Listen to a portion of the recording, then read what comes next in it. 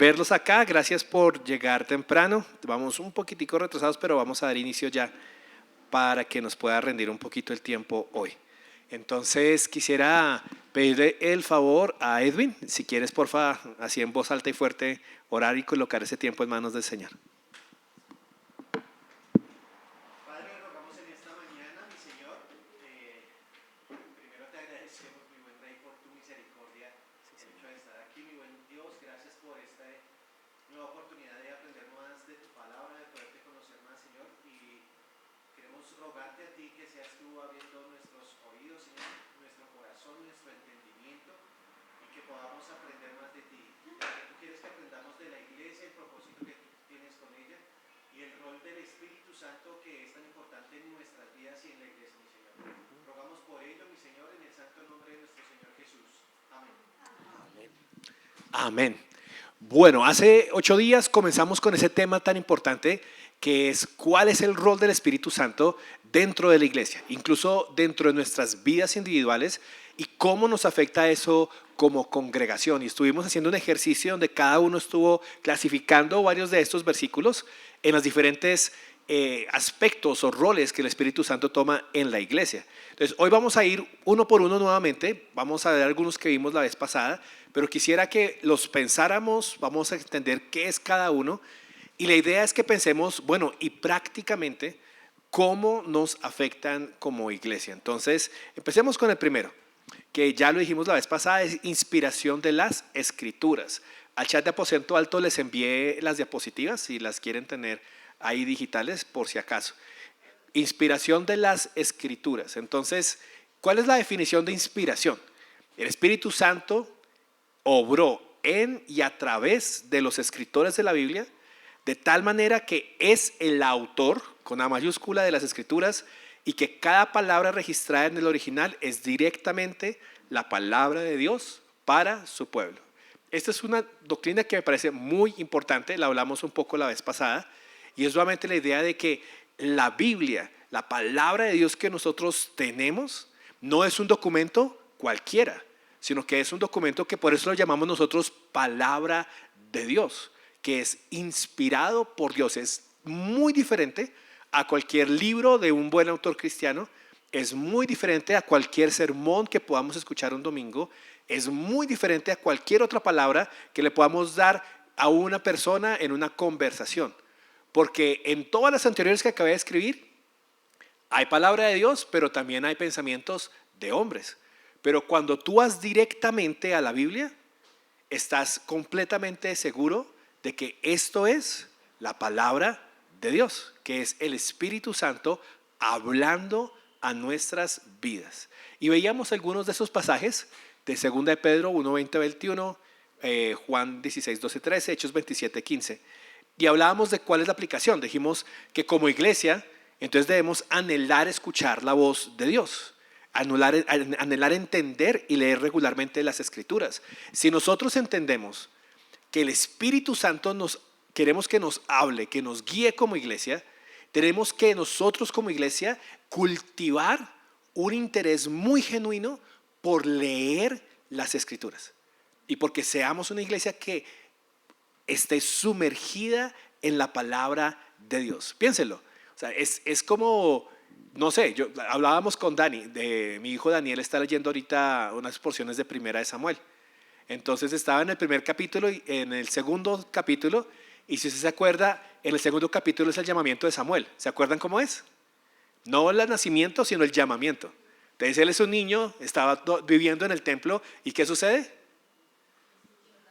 Escucha una voz que le dice, Samuel, Samuel. Y él muy diligente se para, va hasta donde Elí, le dice, Señor. Y Elí, como a veces me ha despertado Daniel a las 2 de la mañana, le dice, ¿qué pasó? No, yo no le llamé. Otra vez hasta que le dice, uy, el Señor está llamando a Samuel. Dile, habla que tu siervo escucha. Habla que tu siervo escucha. Y meditábamos hace un par de días con Daniel en lo que significa esa frase. Habla que tu siervo escucha. Él decía, papá, qué chévere que Dios le hablara a uno así, ¿no te parece? O sea, qué bonito que le hablara a uno así con esa voz audible.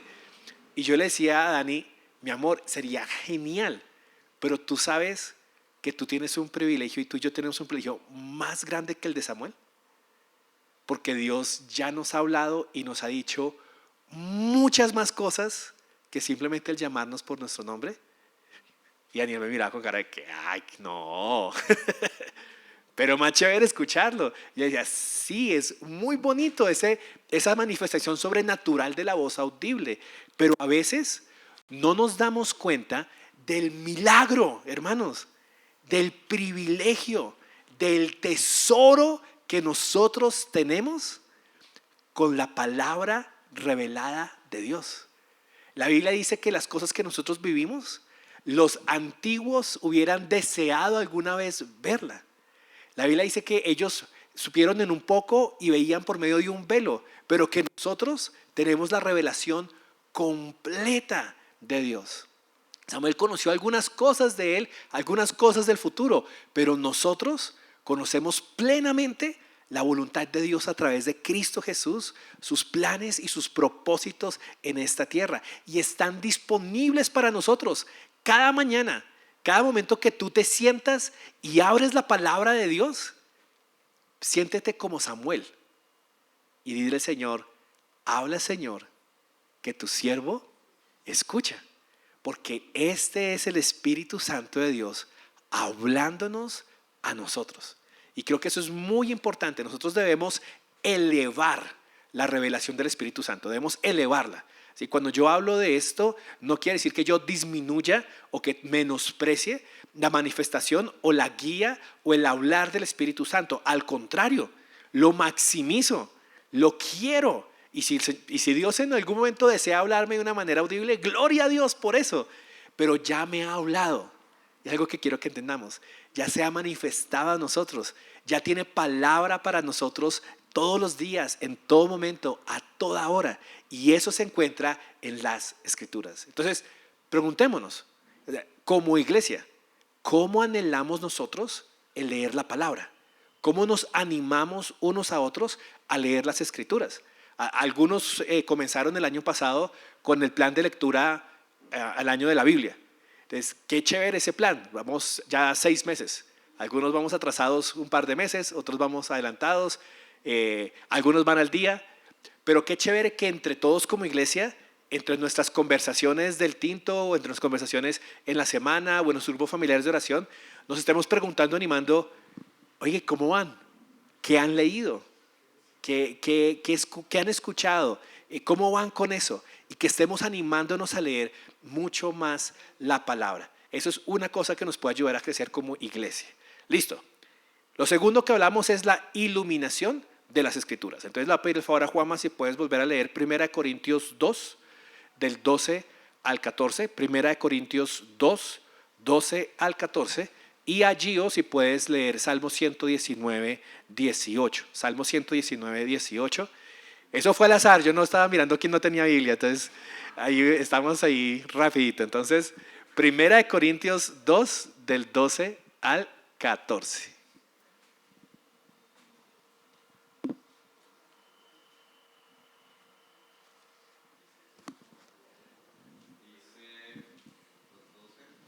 Dos, 12 al 14, por favor. Quiero decir que cada uno de vosotros dice, yo soy de Pablo, y yo de Apolos, y yo de Cefas, y yo de Cristo. ¿Acaso está dividido Cristo? ¿Fue crucificado Pablo por vosotros? ¿O fuisteis bautizados en el nombre de Pablo? Doy gracias a Dios. Ay, perdóname, le hice lo mismo que a Edwin el otro día. Es 2 Corintios 2, qué pena.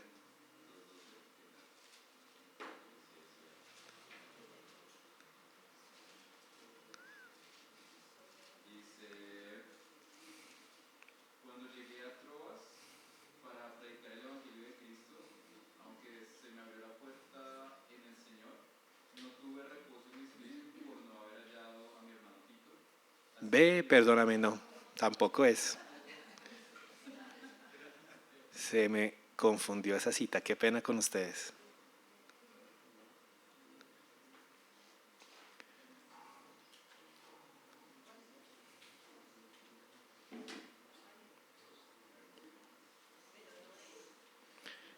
Creo que es 2 Corintios 2, perdón un segundo.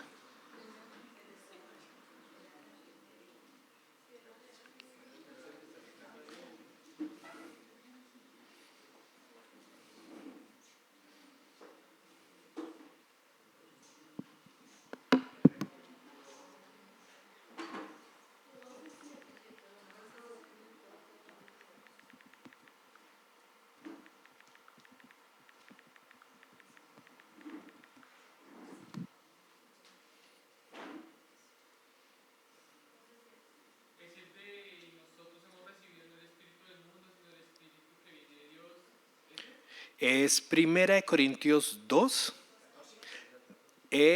Sí, desde el 12, sí señor, al 14. Primera de Corintios, sí señor, es ese. Primera de Corintios 2, del 12 al 14. ¿Sí está escrito bien? Ve, lo dije mal entonces. Léelo, Gio, por favor. Y nosotros hemos recibido no el espíritu del mundo, sino el espíritu que viene de Dios, para que conozcamos lo que Dios nos ha dado gratuitamente, de lo cual también hablamos, no con palabras enseñadas por sabiduría humana, sino con las enseñadas por el Espíritu, combinando pensamientos espirituales con palabras espirituales. Y a 14, por favor. Pero el hombre, Pero el hombre natural no acepta las cosas del Espíritu de Dios, porque para él son necedades, y no las puede entender porque son cosas que se disciernen espiritualmente. ok, súper, gracias. Qué pena la confusión. Y a mí el que me enredó fue Juamis. Listo. Entonces, pensemos un minuto en lo que está diciendo este pasaje. ¿Qué nos está diciendo acerca de la revelación de Dios y de lo que hemos recibido de Él? Mírenlo nuevamente, si tienen ahí sus Biblias, ténganlas abiertas en ese pasaje. 1 Corintios 2, 12 al 14.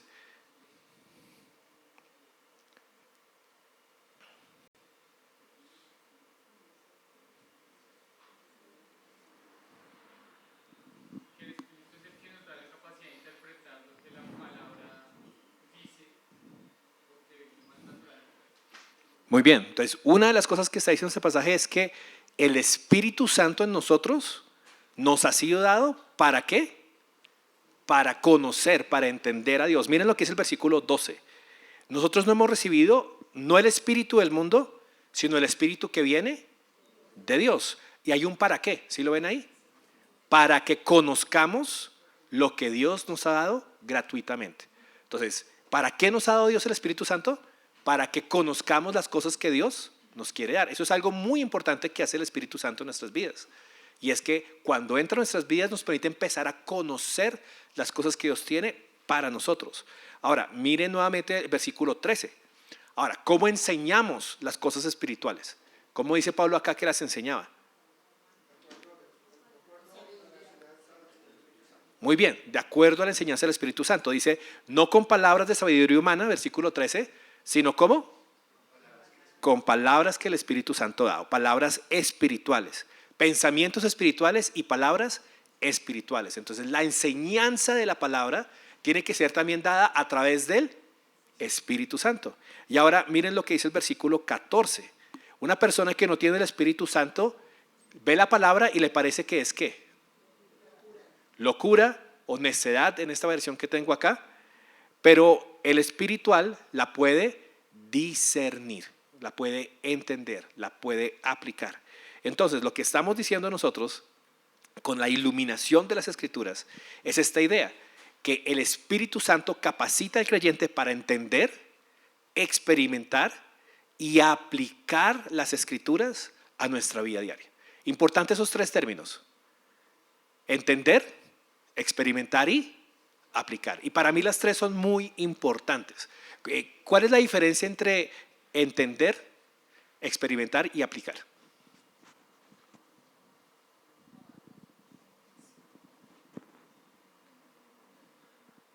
Muy bien. Entonces, ¿entendimiento tiene que ver con qué? Con lo que dice, con comprensión, ¿cierto? Con la parte como intelectual de entender algo, ¿cierto? Experimentar, ¿con qué tiene que ver? Con percibirlo, con mi corazón, con mis emociones, y aplicarlo ya tiene que ver con mis prácticas o mis acciones. Entonces, fíjense que estoy involucrando acá tres áreas muy importantes del ser humano y tres áreas donde la palabra tiene que hacer mella y lo hace a través del Espíritu Santo. Nuestro entendimiento, o sea, yo puedo entender, hoy vamos a hablar de la generosidad, entonces hay una frase en el Nuevo Testamento que dice que Dios ama al dador alegre. Yo lo puedo entender y solo lo puedo entender claramente a través del Espíritu de Dios. Entonces entiendo el concepto y digo, wow, la generosidad da alegría. ¿Sí? Entiendo ese concepto y digo, ¿por qué da alegría? Puedo ver una palabra y Dios me ayuda a entender realmente lo que eso significa.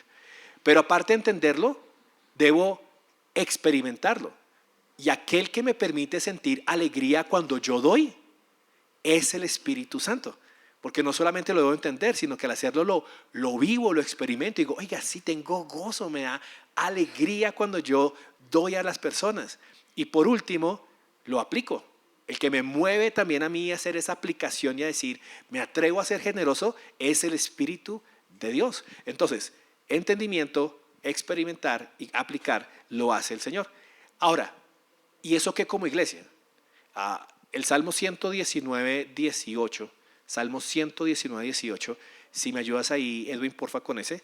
Salmo 119, 18 es una oración que me encanta de parte de Dios. Juan me dijo, para que no vuelva a escoger.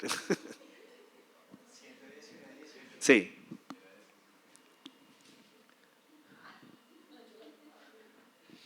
Dice, abre mis ojos para que vea las verdades maravillosas que hay en tus enseñanzas. Muy bien, vuelvo a leerlo, porfa. Abre mis ojos para que vea las verdades maravillosas que hay en tus enseñanzas. Me encanta esa oración. Abre mis ojos para que pueda ver las verdades maravillosas que hay en tu palabra. Entonces, fíjense que necesitamos una dependencia muy grande del Espíritu Santo en cuanto a la palabra de Dios. Entonces, si como iglesia entendemos esto, si como iglesia lo creemos, y recuerden que lo que creemos afecta a lo que hacemos, entonces, ¿qué deberíamos hacer más como iglesia? ¿Cómo demostrar esa dependencia del Espíritu Santo nosotros como congregación? Acá tengo algunas, pero si a usted se le ocurre otras, lo escucho. Uno es que la oración debería ser una compañera inseparable de la lectura, la meditación y el estudio de las Escrituras. Entonces, cuando nosotros oramos antes de comenzar una prédica, no es por protocolo. Cuando oramos antes de comenzar una meditación en el grupo familiar de oración, no es como para hacer el segue para que la persona se prepare y esté listo para predicar, sino que en verdad estamos confesando que tenemos una necesidad de parte de Dios, de que Él sea actuando de manera sobrenatural, porque es sobrenatural, hermanos, en cada uno de nosotros, y que nuestros ojos espirituales sean abiertos, que cuando la palabra se predique todos nosotros podamos entenderla, experimentarla y aplicarla a nuestras vidas. Entonces necesitamos depender mucho. Entonces aquellos que tienen responsabilidades de dar la palabra, un gran llamado como iglesia es la vida de oración. Es derramarnos delante de Él, es ser excelentes exégetas, ser excelentes estudiantes, mirar, estudiar, aplicar, pero la oración debe ser algo que bañe cada uno de los pasos y una dependencia profunda de Dios. Pero también como iglesia, ¿sí? Yo les pongo un reto. ¿Cuántos de ustedes oran durante la semana por el predicador del domingo? ¿Cuántos de nosotros estamos clamando durante la semana al Señor diciendo, Señor, habla a tu pueblo este domingo? Tenemos una oportunidad de que tu palabra va a ser abierta, tu palabra va a ser expuesta, la iglesia va a estar escuchando, personas nuevas van a estar aquí escuchando la palabra de Dios y debemos ver la increíble oportunidad que eso es. Y entonces como iglesia nos debe preocupar. Y las cosas que oramos a diario, si de pronto oramos a diario por nuestra provisión, por nuestra salud, por nuestra familia, una cosa por la cual yo lo animo a que usted lo incluya, que como iglesia lo incluyamos a diario, es que oremos porque Dios use poderosamente su palabra e ilumine a su iglesia cada vez que su palabra sea abierta y expuesta. Entonces, eso es una manera muy bonita que tenemos de orar los unos por los otros. De hecho, para llevarle un poco a cumplir con ese reto, una de las cosas que vamos a tratar de hacer es que los lunes vamos a mandar el nombre y de pronto el tema de la persona que va a predicar el domingo. Y de esa manera usted tiene esa oportunidad durante la semana de estar orando por una persona por nombre propio y porque Dios sea hablando y revelándolo. Y sabe que yo creo que eso también hace algo especial. ¿No le ha pasado que cuando, por ejemplo, usted empieza a orar por alguien, empieza a amar más a esa persona? ¿O a pensar más en esa persona? ¿O a preocuparse más por esa persona? Es interesante, ¿no? Aquellas cosas por las que oramos son cosas que nos preocupan genuinamente. Qué bonito, y yo creo que Dios puede hacer un cambio en nosotros como iglesia muy grande, porque si nosotros estamos orando por la palabra de Dios durante la semana, adivine que cuando llegue el domingo vamos a tener ansias de escuchar la palabra. Vamos a tener un anhelo de escuchar lo que el Espíritu Santo tiene que decirnos. porque vamos a querer escuchar, porque estamos pensando y durándolo durante toda la semana. Entonces, creo que esta es una cosa que nos puede ayudar como iglesia al considerar la obra del Espíritu Santo y cómo dependemos de Él. Muy bien, siguiente. Es parecida, pero es muy importante. ¿El Espíritu Santo trae qué? Convicción de las Escrituras. Convicción de las Escrituras. Entonces, Walter, si me ayudas con Juan 16:8, por favor. Juan 16:8.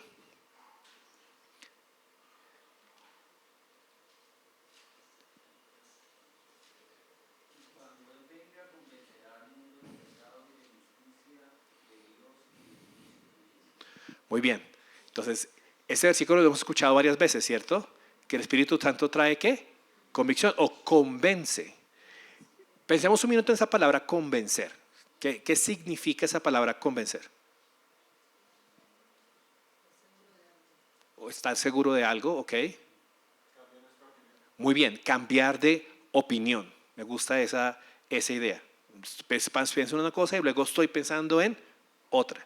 Particularmente en Juan 16:8, ¿de qué está convenciendo el Espíritu Santo? De pecado, de juicio y de justicia, ¿cierto? Y eso tiene que ver específicamente con el Evangelio. Entonces, el Espíritu Santo trae una convicción de nuestro pecado, de cuán cortos quedamos frente al Dios vivo y nos lleva al arrepentimiento y al cambio. Esa es una de las obras que hace el Espíritu Santo. Es algo que no la hacen las palabras elocuentes del predicador o una historia conmovedora o un argumento convincente, porque estar convencido de nuestro propio pecado es algo demasiado profundo, es algo demasiado interno.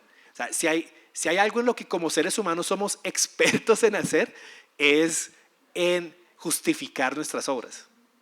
¿Sí? De las cosas más difíciles que hay que hacer es que alguien acepte que cometió un error.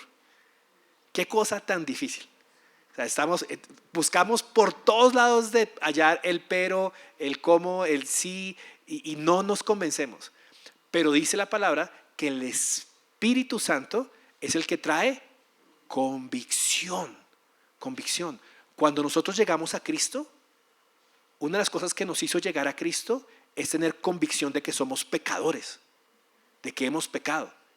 Si tú no tienes esa convicción hoy en día, yo no creo que realmente puedas apreciar al Salvador que tenemos. Porque uno no puede apreciar la grandeza y de la luz de Cristo si primero no entiende la oscuridad del pecado en el cual estamos sumidos. Pero esta convicción la trae el Espíritu Santo de Dios, incluso en el creyente. ¿No le ha pasado a usted que de pronto durante mucho tiempo, aún siendo creyente, tiene una práctica en su vida que no le ha dado ni siquiera un segundo pensamiento? Pero de repente llega a un versículo, a un pasaje o a un sermón y le entra una convicción verdadera de que esto que estaba haciendo no le agrada a Dios. Y ahora tomo una decisión de apartarme de esto porque sé que a Dios no le agrada. ¿De dónde viene esa convicción? De la obra del Espíritu Santo. De la obra del Espíritu Santo. Si pudieran, aquí nos cojo aquí, a Denny. Segunda de Timoteo 3:16, porfa. Segunda de Timoteo 3:16.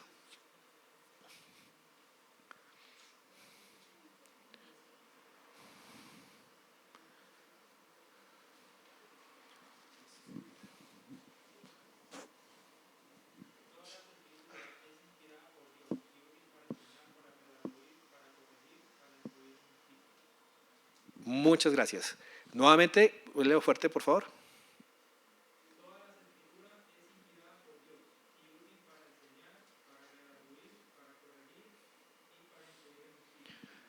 Muy bien. Fíjense en esas, la segunda y la tercera efecto que tiene la palabra de Dios. Toda la escritura es inspirada por Dios. Cuando hay muchos inspirados, que es el Espíritu Santo, y es útil para enseñar, o sea, para darnos un conocimiento, lo vimos ya.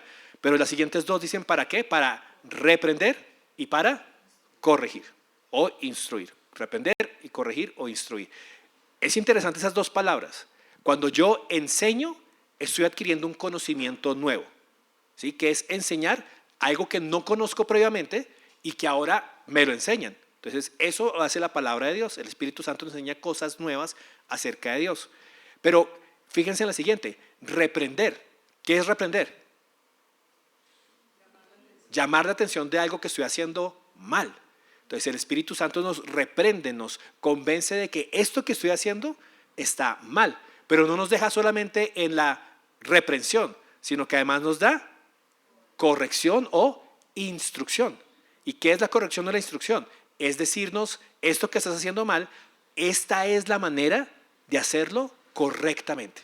Así se hace de la manera correcta. Entonces el Espíritu Santo está obrando en nosotros para hacer esas cosas. Ahora, ¿y qué? ¿Eso qué tiene que ver con nosotros como iglesia? ¿Sí? ¿Afecta algo lo que hacemos como iglesia? Fíjese que una de las cosas que más afecta a la doctrina del Espíritu Santo es la vida de oración de la iglesia. Porque nosotros no podemos manipular al Espíritu Santo, sino que dependemos de Él y de su guía. Y entre más entendemos cuánto dependemos de que el Espíritu Santo obre en nosotros como iglesia, más oramos, más clamamos, más pedimos, más cambian nuestras peticiones de oración. Entonces, piensen esto, si nuestra dependencia de Dios es para la convicción del pecado, del no creyente y del creyente por igual, ¿qué tanto creemos que dependemos de Dios para evangelizar? ¿Cierto? Y nosotros no, lo creemos. ¿Cómo demostramos que lo creemos? Orando. Orando, ¿sí? Entonces, por ejemplo, una buena manera para demostrar esa dependencia como iglesia, cada vez que sabemos que hay alguien compartiendo la palabra, y no me refiero solamente a los eventos evangelísticos que hacemos acá, cada 15 días Red va y comparte la palabra con personas que lo necesitan escuchar. Durante la semana de pronto algunos de nosotros quiere compartir y está buscando compartir la palabra con familiares y con amigos cercanos. ¿Cómo nosotros nos apoyamos en eso? Orando, orando. O en el caso de un evento especial, si de pronto Dios no te ha dado el don de evangelismo, pero crees y estás convencido de la necesidad de compartir la palabra, una manera muy importante de ayudar es orando. Es orando. Poder venir acá y estar orando durante el evento que se está realizando, clamando porque Dios traiga convicción. Convicción, porque Él traiga convicción. Si hay algo que ha sido muy bonito de los avivamientos que han habido alrededor de la historia, es que los grandes avivamientos que han habido de la historia no son avivamientos que han sido acompañados por solamente milagros o solamente sanaciones o curaciones. Los grandes avivamientos de la historia se han caracterizado por una convicción profunda del pecado. Por una convicción profunda del pecado, porque las personas empiezan a reconocer su necesidad de Cristo y a arrepentirse de las cosas que han hecho. Entonces, si queremos y procuramos ser una iglesia que viva el poder del Espíritu Santo, esta es una de las cosas por las cuales debemos clamar y orar, porque Dios traiga convicción de las Escrituras. Una más. Otra obra del Espíritu Santo es la intercesión. La intercesión. Entonces, Elenita, ¿quieres ayudarme a leer Romanos 8, 26 y 27? Romanos 8, 26 y 27.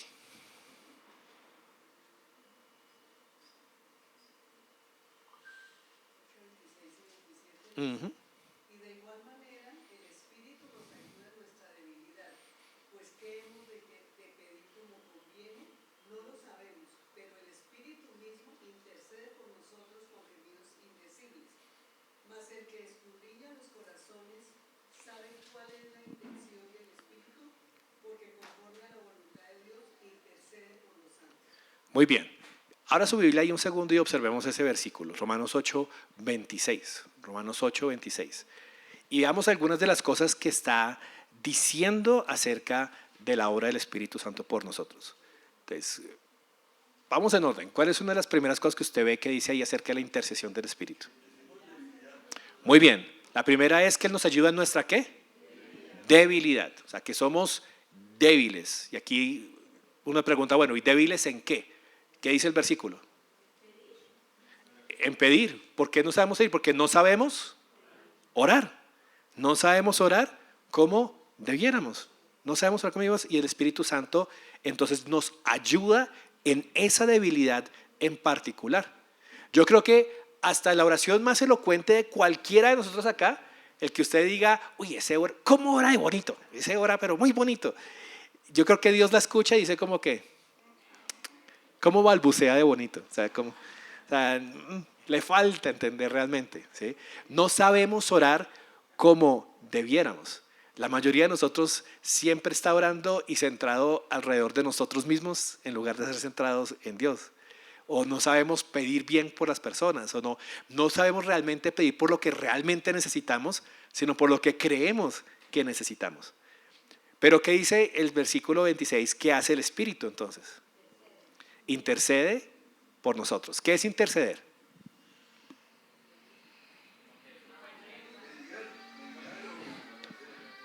Ok, hacerse la mitad de Dios y nosotros, como un puente. Muy bien, ¿qué más? Bien, hablar en lugar de la otra persona, ¿cierto? Como decir, espere, lo que realmente quiere decir es esto, es como un intérprete, ¿sí? Intercede por la persona. Señor, hacer como un abogado, presentarnos delante de él. Sí, yo me lo imagino como, no sé si a usted le ha pasado, que puede que hayan personas que sean un poquito toscas o bruscas para hablar. Y no es que tengan una intención de herir a las personas, pero es que son fuertes para hablar.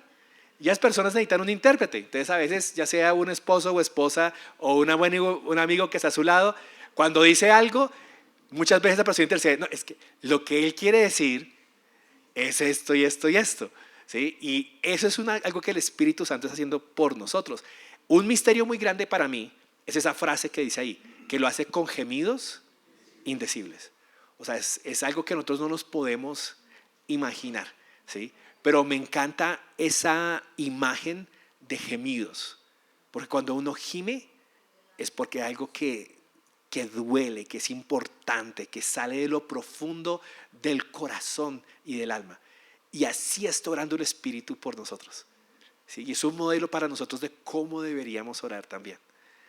Y otra cosa especial que hace el Espíritu Santo, ¿cómo es que el Espíritu Santo intercede también por nosotros? Versículo 27, ¿qué dice que el Espíritu Santo sabe y conoce?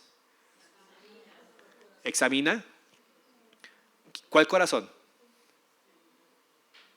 El nuestro, ¿cierto? Nuestros corazones. Él sabe cuál es el sentir. Pero no solamente eso, como es el Espíritu de Dios, ¿qué más conoce el Espíritu de Dios? Muy bien, conoce tu sinceridad, conoce tus emociones. Y ahora, hacia el otro lado, si está intercediendo con Dios, ¿qué conoce el Espíritu Santo de Dios? La voluntad de Dios. Conoce todo lo que Dios desea. Entonces, es el intercesor perfecto, porque mira nuestros corazones, habita en nosotros, entiende exactamente lo que sentimos y necesitamos y conoce la voluntad de Dios, así que puede unir esas dos de manera perfecta. O sea, si hay alguien que puede orar de manera perfecta, interceder por nosotros en cuanto a lo que Dios quiere y lo que nosotros sentimos, es el Espíritu Santo de Dios. Qué ministerio tan hermoso el que hace el Espíritu Santo y ni nos damos cuenta. Y nos damos cuenta. Yo le apuesto que el 90% de las veces que usted ora, ni se acuerda ni cree, o sea, ni está pasando por su cabeza de que el Espíritu Santo está intercediendo por usted. Es algo como que no lo tenemos en nuestra cabeza, pero Él está constantemente haciéndolo.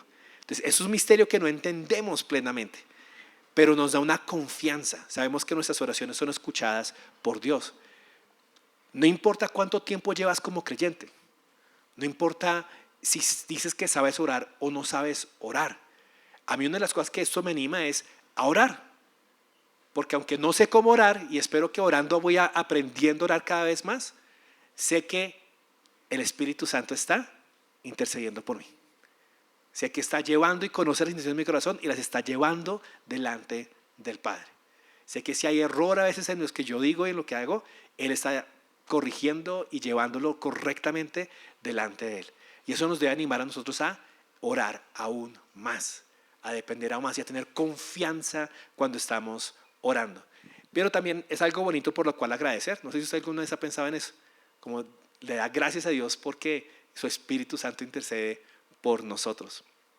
Hay una cita acá de William MacDonald que dice esto: con frecuencia nos encontramos perplejos en nuestra vida de oración.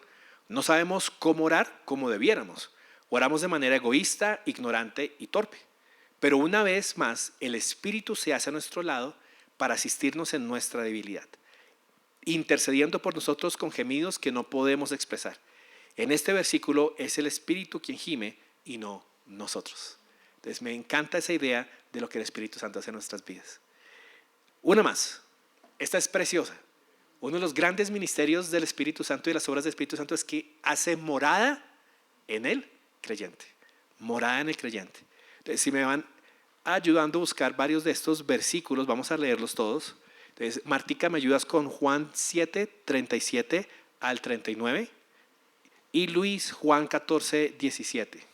Juan 14, 17. Y Harold, Hechos 2, 38. Vamos primero con esos tres.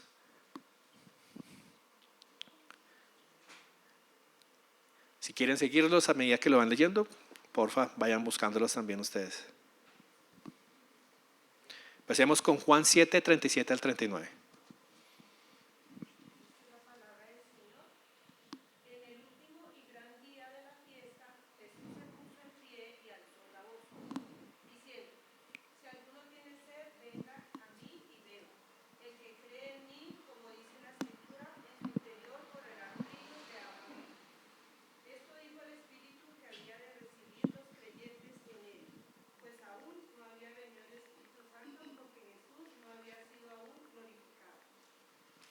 Muy bien. Entonces, Jesús se encontraba en una fiesta. ¿Usted sabe qué fiesta era? Era la fiesta de los tabernáculos, la que se estaba celebrando en ese momento. Esta es una escena increíble. Nosotros desconocemos un poquito de lo que sucede, pero Josefo narra un poco esta fiesta. Y en esta fiesta suceden dos cosas importantes de la declaración de Jesús en cuanto a esta parte del agua. Y es que una de las costumbres al finalizar de la fiesta es que el sacerdote se dirigía hacia el templo, del templo iba hacia el arroyo, sacaba agua, llevaban esas jarras de agua hasta el templo y las derramaban, hacían un derramamiento de agua. Y todo el mundo hacía lo mismo. Entonces, por todas las calles de Jerusalén había gente con vasijas de agua que estaban derramando agua por las calles como una libación para Dios, en recordatorio de lo que Dios estaba haciendo y como un cierre de la fiesta de los tabernáculos. Era una de las costumbres que tenían los judíos en Jerusalén, en el último día de la fiesta.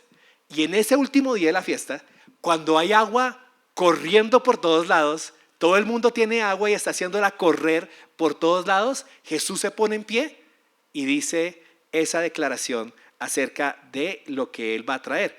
Y mire tan bonito que es cuando usted piensa en ese contexto, en la imagen que estaba quedando grabada en la cabeza de todas las personas que estaban ahí, y escucha nuevamente las palabras de Jesús diciendo: si alguien tiene sed, que venga a mí y beba. Y suena por ahí, y el agua está corriendo por todos lados. El que cree en mí, como ha dicho la Escritura, de lo más profundo de su ser, brotarán ríos de agua viva. Es una imagen súper poderosa de Dios. ¿Y qué eran esos ríos de agua viva? ¿Estaba hablando de quién? Del Espíritu. ¿Quiénes iban a tener el Espíritu?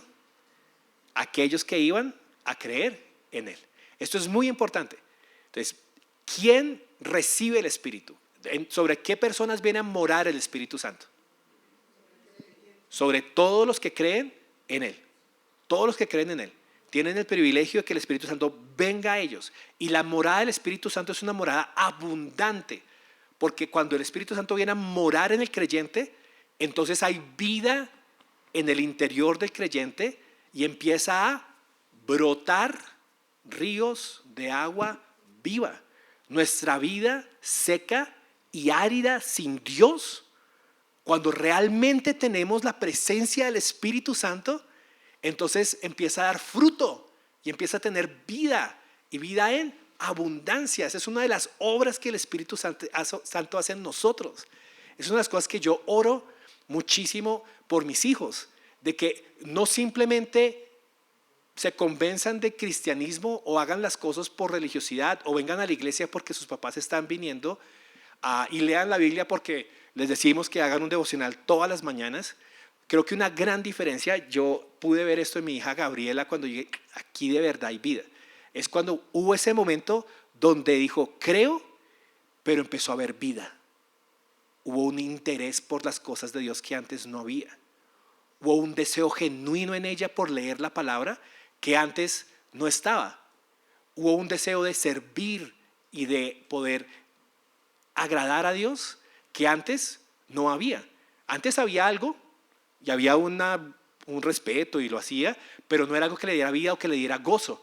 Hubo que leyera a ella la palabra y, ay, me llené de gozo por esto. Papá, entendí esto, conozco esto. Uy, me parece muy chévere esto. ¿De dónde vienen todas esas reacciones? Del agua, los ríos de agua viva que están brotando en nosotros. Eso es una diferencia muy grande entre un creyente verdadero y una persona que no ha creído. El no tener ese río de agua viva. Fíjese, vamos a otro pasaje más acá. El siguiente, Luis, porfa, Juan 14, 17. El Espíritu de verdad, el cual el mundo no puede recibir, porque no le ve ni le conoce, pero vosotros le conocéis, porque mora en vosotros y estará en vosotros. Muy bien. La nueva Biblia de las Américas tiene dos conjunciones bien interesantes. Ustedes sí lo conocen porque mora con ustedes y estará en ustedes. Mora con ustedes y estará en ustedes. En ese momento el Espíritu Santo estaba con los apóstoles, pero hay una promesa de que no solamente estaría con los apóstoles, sino estaría en los apóstoles, en los apóstoles. Y eso sucede en Hechos 2:38. Si me regalas ese versículo, Harold, por favor. Hechos 2:38. Pedro les dijo, arrepentidos y bautícese cada uno de vosotros en el nombre de Jesucristo para perdón de los pecados y recibiréis el don del Espíritu Santo. Excelente. Esto es muy importante que lo entendamos, ¿sí? Porque es importante ver cuándo dice la Biblia que una persona recibe ese don del Espíritu Santo. ¿En qué momento viene a la vida de una persona?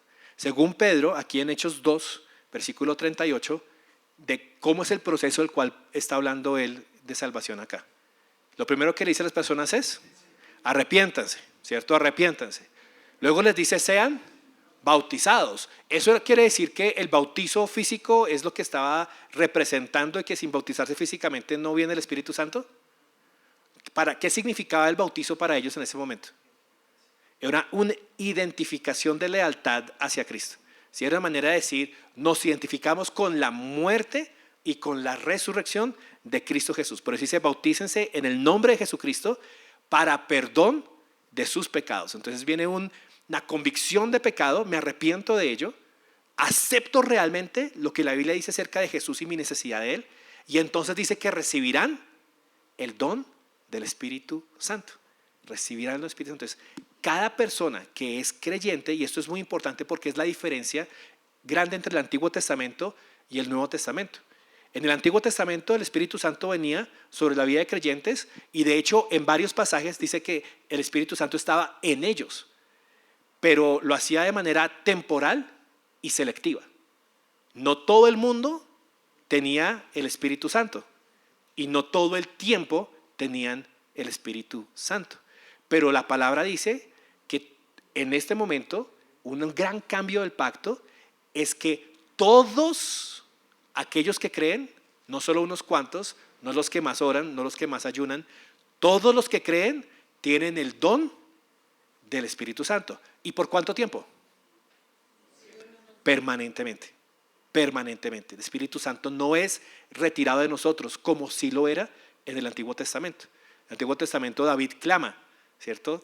Regrésame el gozo de mi salvación, no quites de mí tu Santo Espíritu. Pero en el Nuevo Testamento, vamos a verlo más adelante, es una promesa dada y segura, es un sello por Dios que no se quita para nada. ¿Listo? Sigamos leyendo algunos pasajes, porfa. Si me ayudas por aquí, ¿a quién le digo? A Miguel, Juan 16:7 y Laura, Romanos 8:9. Juan 16:7, Romanos 8:9 y Cris, Judas 19, porfa.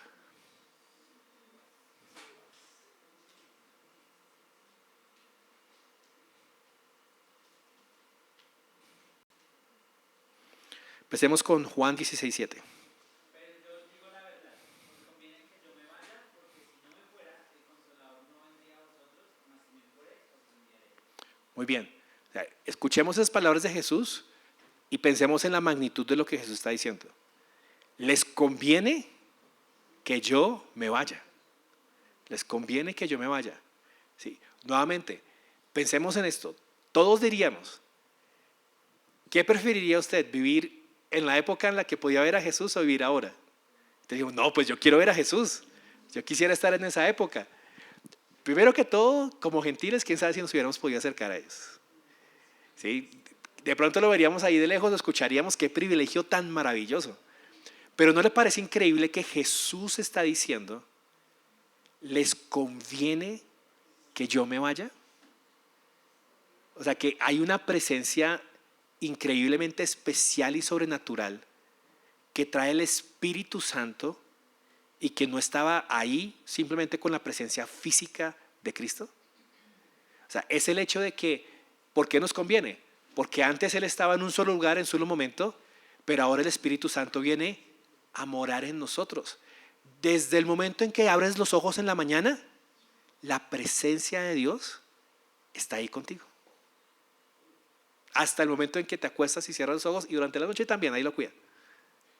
Pero todo el tiempo está ahí. El problema es que nosotros no lo vemos, no lo percibimos, no lo entendemos o no lo buscamos.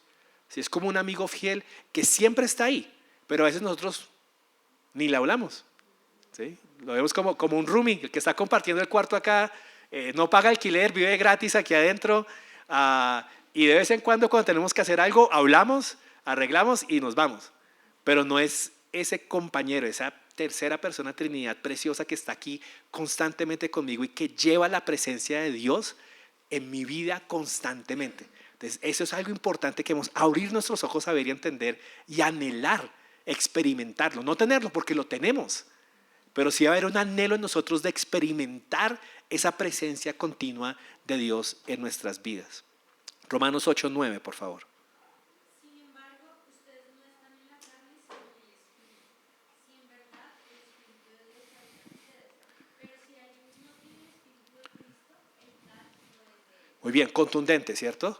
Entonces, una diferencia muy grande entre alguien que es de Cristo y no es de Cristo es que tiene el Espíritu Santo o no tiene el Espíritu Santo. Eso es una claridad muy importante. Y Judas 19, porfa.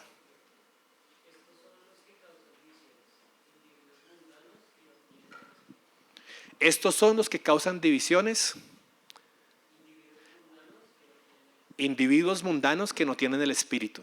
Fuerte. ¿Sí? Esta es esta idea aquí también de el fruto. ¿Sí? Si no hay Espíritu, que el Espíritu tiene un fruto principal de unidad, hay un fruto que es de división. Entonces, morada del creyente, ¿cómo lo aplicamos? Entonces, uno, entender que el Espíritu Santo nos recuerda el amor de Dios por nosotros. Eso es muy importante.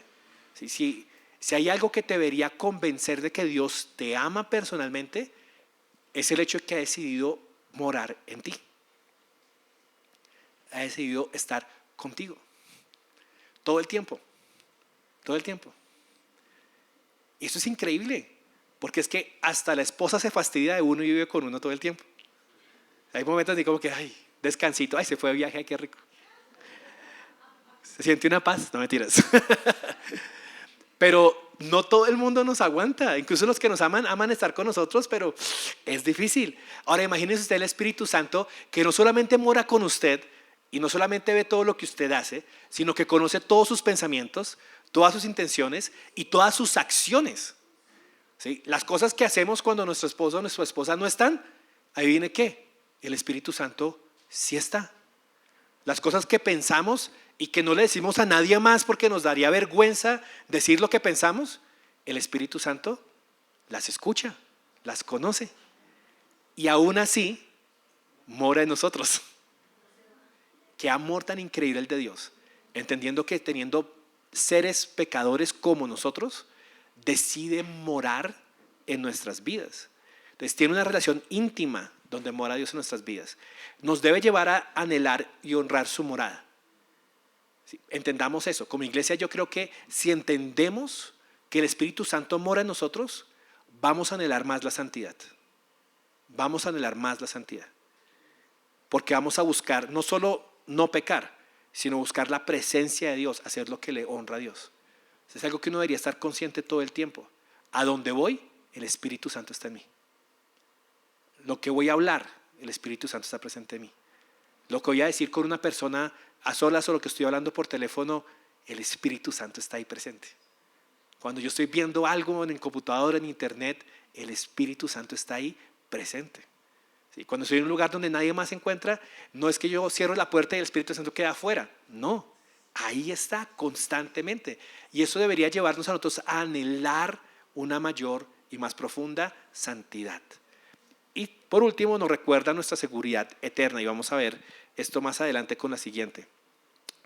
Vamos a ver una más, de pronto dos. Otra muy importante que hace el Espíritu Santo por nosotros, que es que el sello, es el sello del creyente. Acá hay una frase que me gusta mucho de John MacArthur. El sello al que Pablo se refiere es una marca oficial de identificación que era puesta en una carta, en un contrato o en otro documento importante. Yo sé que eso usted lo ha visto en alguna película.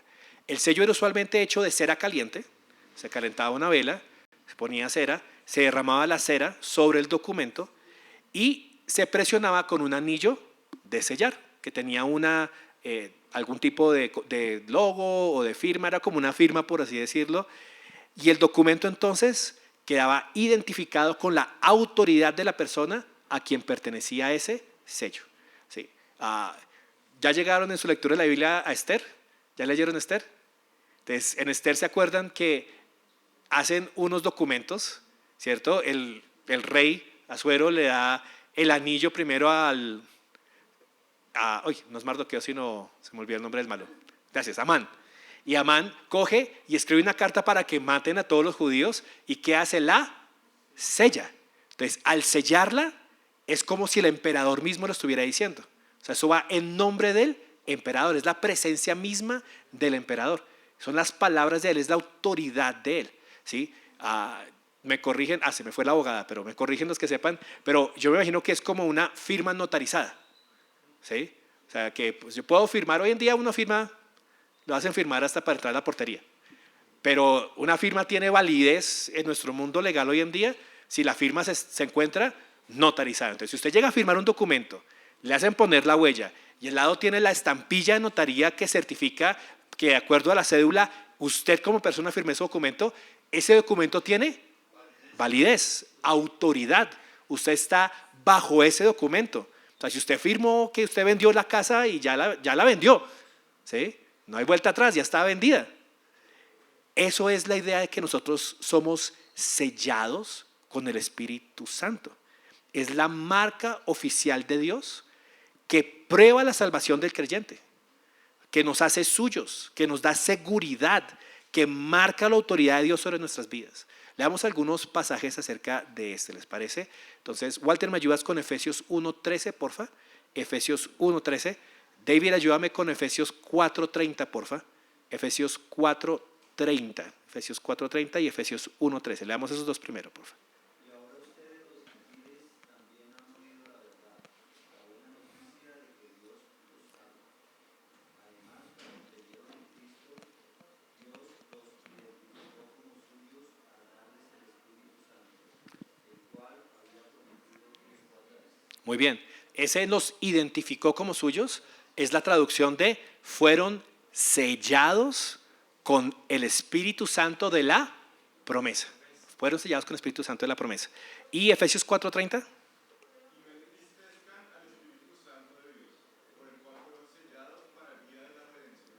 Muy bien. Entonces, fíjense en esto, somos sellados. Lo voy a dejar aquí un segundo para que usted, si quiere, lea en casa los otros pasajes y podamos ir terminando. Pero ¿qué nos ayuda a tener esto? Primero es seguridad. ¿Sí? Cuando usted firma un documento legal, usted puede decir, ay, no, me arrepiento, ya no. Crucé los dedos. Mentiritas, no. ¿Qué le va a decir el notario? Ya, o sea, eso es un proceso que se hizo. O sea, no se puede echar para atrás. Usted ya dio su palabra en eso, ya se hizo legal ese proceso. Pregunta. ¿Sí? Unamos eso con la idea de Dios. Dios no es hombre para que mienta, ni hijo de hombre para que se arrepienta. Entonces, si Dios nos sella, es decir, coge su anillo oficial sobre los corazones de nuestras vidas, nos da el Espíritu Santo, y el Espíritu Santo morando en nosotros es ese sello de Dios que dice, esta persona es mía. Mi promesa de salvación es para esta persona. Lo perdono y perdono sus pecados en el nombre de Cristo Jesús. Lo adopto como mi hijo. Lo hago heredero de las regiones celestiales. Y como prueba de todas esas promesas, doy mi sello, que es la presencia del Espíritu Santo en su vida. ¿Puede Dios entonces quitar ese sello? Y eso es algo precioso de la seguridad del creyente. ¿Sí? Es algo que nos da convicción de que la salvación no se pierde, la salvación verdadera. Aquellos que realmente han tenido esa convicción en Cristo Jesús no pierden salvación, porque la salvación en ese caso no dependía de nosotros y no va a depender de nosotros. Es un regalo de Dios, es una promesa de Dios, es una aseveración de parte de Dios. Y la manera en la cual ha sellado esa promesa para nosotros es la presencia del Espíritu Santo. La presencia del Espíritu Santo. Y no solamente eso. Ahora, como iglesia, eso nos debe recordar, como individuos y como iglesia, que si yo llevo el sello, le pertenezco a Dios. Le pertenezco a Dios. Miren, las empresas hacen harto esto. ¿Qué tengo aquí en esta tableta? Una manzana mordida, ¿cierto? Este es un logo que representa ¿qué compañía? Apple. Eso es un logo. ¿Sí? ¿Qué quiere decir esto? Que en todos los productos de Apple usted va a encontrar este logo, es un sello.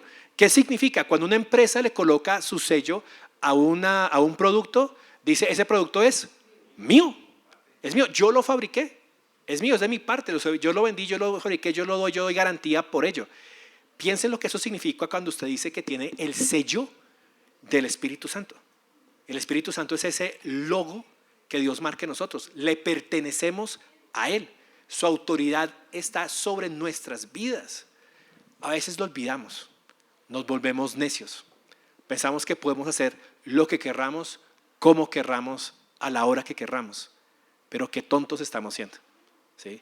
Es como coger esa manzana de Apple y colocarle un sticker de Windows encima y decir, no es de Apple, es de Windows. Pero por dentro todo lo que hace el sistema operativo, todo sigue siendo de Apple. Así somos como creyentes. Entonces, no olvidemos a quién le pertenecemos y no olvidemos de quién somos, porque eso también nos va a ayudar a nosotros como iglesia a entender bajo qué autoridad estamos. Entonces, iglesia, con eso cerramos. Fíjense que entender el ministerio y la obra del Espíritu Santo en la vida individual y en la vida como iglesia nos debe llevar primero a una apreciación de su obra, pero también a una dependencia más grande. Yo quiero animarlos a todos los que estamos en este salón, que directamente somos los que hemos escuchado hoy esta enseñanza. Busquemos unirnos más como iglesia a orar. Oremos más, oremos más. Los animo a que vayan semanalmente a sus grupos familiares de oración, a que estemos orando no solamente por todas las buenas peticiones que tenemos en nuestra vida, sino por estas cosas, que como grupos familiares de oración anhelemos la obra del Espíritu Santo en medio de la congregación, convenciendo, iluminando, abriendo los ojos a su palabra. Y los animo a que oremos como iglesia. Miren, una vez al mes nos reunimos como iglesia a orar. Una vez al mes. Y casi nunca superamos las 15 personas. ¿Sí? No le damos prioridad, no pensamos que sea tan importante como otros eventos de la iglesia. Pero yo les digo, es importante, porque demostramos nuestra dependencia de Dios, porque demostramos que queremos y anhelamos la obra del Espíritu Santo en nuestra iglesia, porque estamos reuniéndonos como iglesia y decimos, Señor, aquí estamos, te necesitamos, eres importante y queremos verte obrar sobrenaturalmente en medio nuestro. Y el Espíritu Santo puede obrar sobrenaturalmente en medio nuestro. Yo soy convencido de que aún hoy en día lo hace, pero debemos buscar esa dependencia de Él. Entonces los animo a que estemos haciendo esto, que esto cambie estas cosas en nuestra congregación, y los animo a que me ayuden a llegar un poquito más temprano, porque estoy comenzando a las 9:10, 9:12 y entonces estamos terminando 10:10, y yo sé que es muy tardecito. Entonces, si ustedes me ayudan a llegar a las 9 en punto, yo puedo arrancar a las 9 en punto. Muchas gracias. Permítame orar. Padre, gracias por este hermoso tiempo que nos regalas en tu palabra y por la oportunidad tan increíble que vamos a tener ahorita de reunirnos como iglesia, a adorarte, a exaltarte y a escucharte. Acabamos de ver un montón de cosas que hace tu Espíritu. Hoy las anhelamos. Hoy las anhelamos. Yo las anhelo. Que sucedan hoy, mi Señor. Que tu Espíritu Santo esté aquí en medio nuestro. Que abra nuestros ojos a la presencia hermosa de Cristo Jesús en medio de su congregación. Que permita que cada palabra que cantemos esté en sintonía, mi Señor, contigo. Que, Padre Santo, abras nuestros ojos y nos permitas hoy en la prédica, mi buen Dios, y a lo largo de la dirección, entender tu palabra, ser convencidos de pecado, juicio y justicia, mi buen Señor Jesús, y traer a nosotros esa seguridad eterna. Gracias, te amamos y anhelamos tu obra en medio nuestro. En el nombre de Jesús, amén. Muchas gracias.